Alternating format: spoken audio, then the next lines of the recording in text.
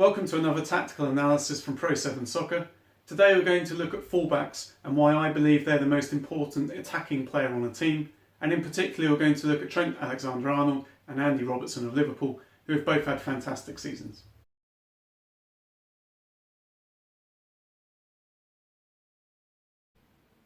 To help us better understand the difference that Andy Robertson and Trent Alexander are now making as fullbacks in the Liverpool team, we have to understand the roles and responsibilities of a fullback in a traditional defence.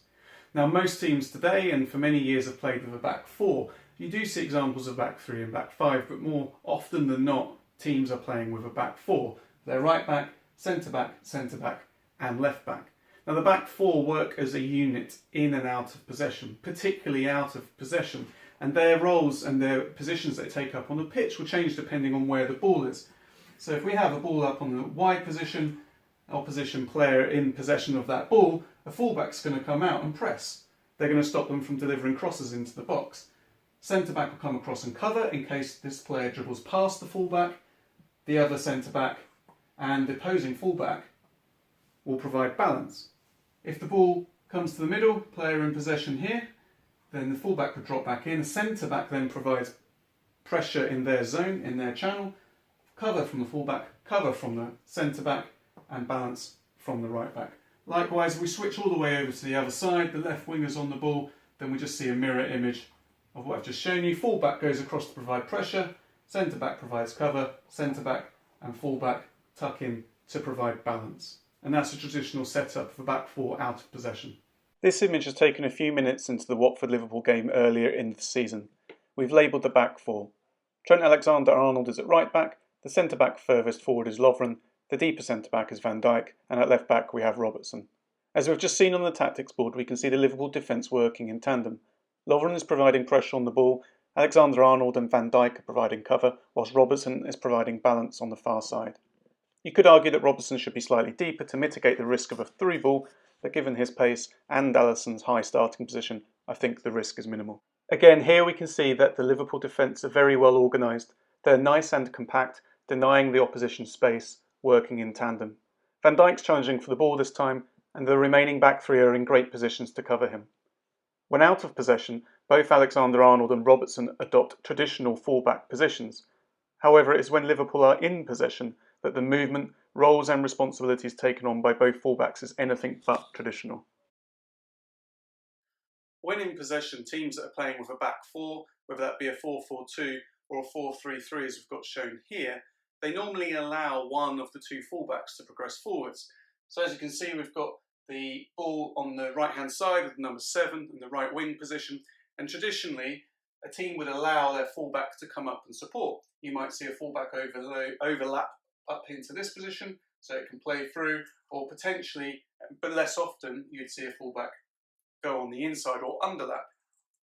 Also, as the winger gets further down, what you'll see most often is just a fullback coming to be an option back for the winger if they're unable to get their cross in. Now, whilst this fullback, the right back in this case, has progressed up the field, the remaining three members of the defensive four will shuffle across to make a back three. So the left back will tuck in, and that will be the extent of the left back's role whilst the ball is on this side of the pitch. Now, the difference between modern day fullbacks and back four defences is that we see both fullbacks pushing on more often, and then the support in the back three being provided by a holding midfielder. Liverpool do this, but slightly differently, and we're going to have a look at some examples of that now. Here we can see Liverpool in possession with Alexander-Arnold and Robertson offering width to stretch the opposition defence. Both Liverpool fullbacks are frequently used to enable progression up the field with possession of the ball. As mentioned in the introduction, for both fullbacks to be successful, Liverpool have to move as a team, providing support and cover. Trent has the ball on the near side but is pressed by the Watford player.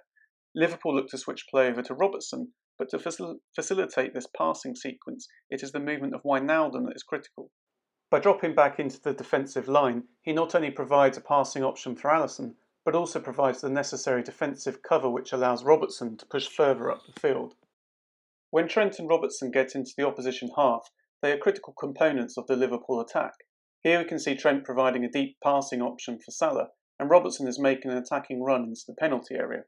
But again, it is only the movement and the supporting positions taken up by the Liverpool players that allows Trent and Robertson to be so effective in attack. Here we have highlighted defensive midfielder Fabinho, who has adopted a central position between Liverpool's centre-backs, as shown earlier on the tactics board. This provides the security for Trent and Robertson to push on. We've also highlighted Wijnaldum, whose movement will once again become effective later in this sequence. And it is not just the movement of the Liverpool defensive midfielders that facilitate the effectiveness of the fullbacks. Mane has adopted a far more central position than a traditional winger to leave space for Robertson to exploit. Van Dijk shows his leadership qualities by recognising the space and instructs Robertson to advance. Robertson is now free to advance into the space created on the far side. As the ball is rotated between Fabinho and Lovren, Fabinho recognises the opportunity and prepares to play a long pass, but the Watford team have been well drilled and the right winger tracks the run of Robertson, denying the opportunity to play forwards. As highlighted earlier on, Wijnaldum now becomes critical to the next phase of play. It is his movement into the space vacated by Robertson that creates the opportunity for a combination of passes that results in Robertson finally receiving the ball. Again, due to the organisation of the Watford defence, there is no opportunity for Liverpool to penetrate down this left-hand side, and so the ball is recycled.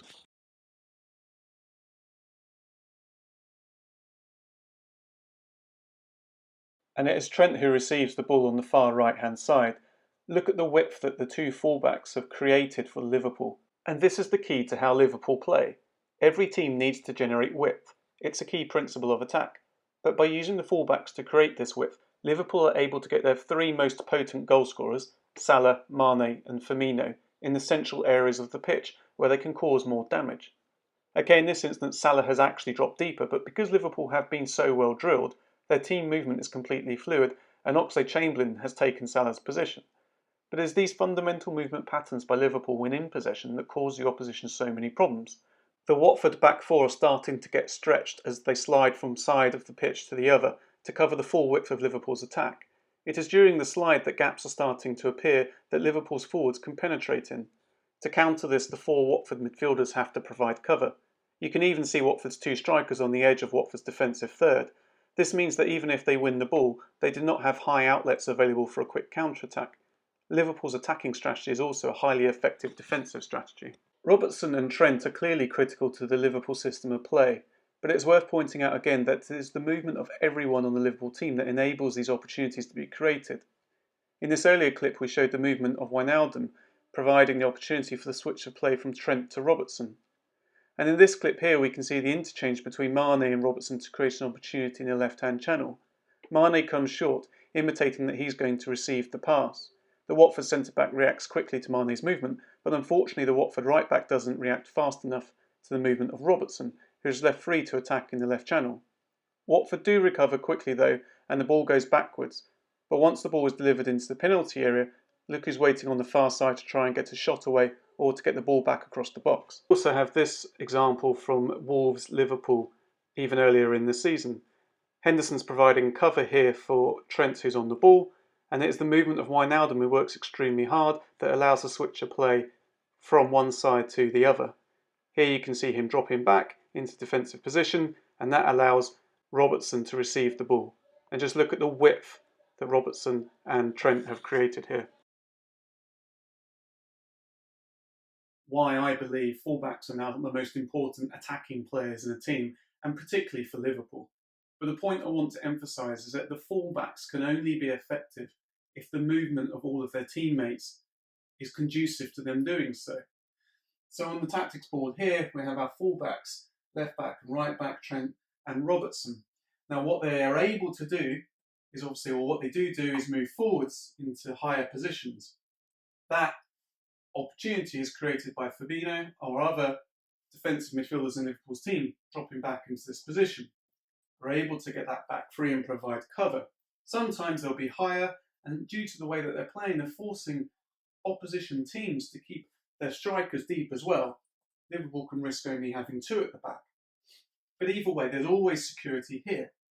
This means that we're able to get Robertson up that side, Trent up that side, and as discussed previously, that pushes Salah and Mane into much more central positions. the two best goal scorers that Liverpool possess are starting to get in the most dangerous position on the field. This means that the opposition defence have to stay narrow, more narrow than they would like to, given the opportunities on each flank are available, the opportunities that are available for the two fullbacks. So that means you end up having a winger dropping in here, a winger dropping in there. But it's the for this opportunity to exist, it's the movement here, usually of Henderson, and here of Wijnaldum, who we've shown more than once works incredibly hard to get into those positions, into these areas here, that allow, like I said, that allows those fullbacks to progress forwards. Now, question might come as to why is it that we don't have the fullbacks coming in here and then just our midfielders taking up these positions? And that's simply down to the personnel that Klopp has available. Robertson and Trent are both incredibly good in their defensive duties as well. We've already talked about when you have the back four, balls coming in, one presses, they take up traditional positions. And what they need, and Klopp would rather use those two for that than Wijnaldum or Henderson, because they are better defenders in the wide channels. They come up into these wide areas though simply because Wijnaldum and Henderson allow them to do so.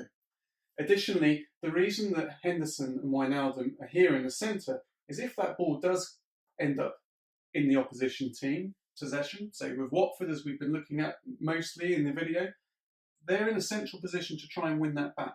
If you win that ball back in and around the central area, you're in the right place to start an attack again. We don't necessarily want the team to be winning the ball back in these wide areas because it's less effective for the counter-attack. Liverpool are keen to win it here, and Henderson and Wijnaldum are more suited to those central positions.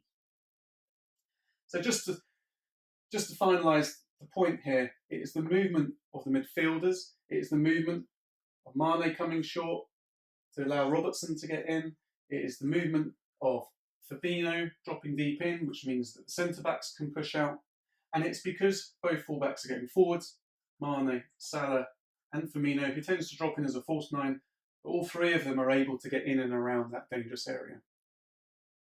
Whilst I've been keen to emphasise that Trent and Robertson are able to play the way they do because of the hard work and movement of their teammates, they are, of course, still incredible players in their own right. We haven't yet mentioned the pace or unbelievable energy they both possess.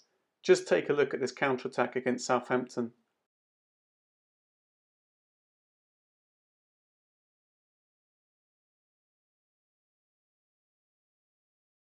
Both players have immediately transitioned from out of possession to in possession and are making their way into wide positions to offer those opportunities to Liverpool as they progress up the field. As the play continues, we can see Robertson on the ball before playing a simple 1-2 and making an incredible underlapping run right up to the opposition goal line. Some excellent combination play sees Oxlade-Chamberlain end up with the ball and a great finish. However, there is also the opportunity to pass to Trent, who has made an excellent run in support of the counter-attack.